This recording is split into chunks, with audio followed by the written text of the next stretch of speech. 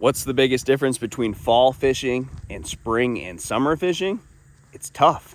Fall fishing, you'd be fortunate to catch one bass off that big long stretch that you always catch 3 or 4 on in the spring or the summer. So you always have to take that into account. And that becomes very important when you're choosing what bait, because even if you pick the right bait, you still might go 1 or 2 hours without a bite because the fish are just spread out. They're hard to catch. You can't go back to that waypoint and just immediately start getting bit. You may have to fish around quite a bit.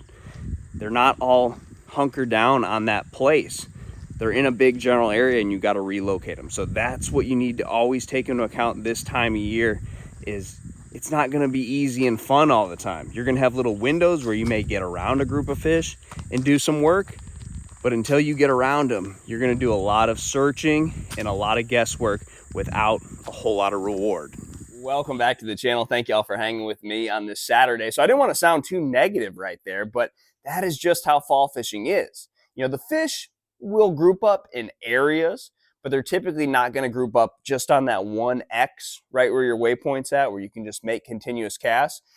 They're going to be in a general area, and there might be a group of them there, but they're not going to be on one spot. And why that's important is when they're on one spot, they're competing with the other fish that are right next to them. So you don't necessarily always have to have the perfect condition, therefore the perfect bait, when you're fishing for fish that are right next to each other, because they entice each other into biting. One gets excited, he nips at it, 2 or 3 swim over there and eat it. So that's why this time of year it's completely different. You know, and the fish will generally use the same little spots in the fall months. One fish may be there today. You may have 1 or 2 there tomorrow. There may be 3 there the next day in the first hour or something like that. But you don't have this big school that's coming right to this one little spot. You have fish that are just kind of floating around, and every once in a while they will move into that place. But it's nothing like the spring or the summer. So the beauty of this time of year, though, is when you do have a condition, lots of clouds, lots of wind, it's going to be a spinnerbait or a lipless crankbait. Any other time of the year when the fishing's really good, you don't necessarily have these definite baits. So conditions this time of year are very important because you really have to roll with them. But other times of the year, like the spring and the summer, it may be a sunny day, but the water's cold. They'll bite most baits shallow. This time of year, they're not going to bite bait C or D when it's an A or B type condition. So that's why I'm all about a flipping stick on those sunny, calm days. Lock it in my hand and roll with it, because in the fall, 7 or 8 quality bites is a really good day.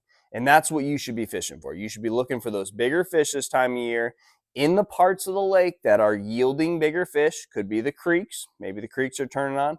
It could be other parts of your lake as well. But this is that time of year where you just got to lock something in your hand and roll with it. And if the conditions are right for it, that's it. You don't have to be worried about anything else when it comes to what bait you're throwing. You don't need to be thinking about, well, I have this color in my compartment. I have this rod and reel down there that also, just roll with it.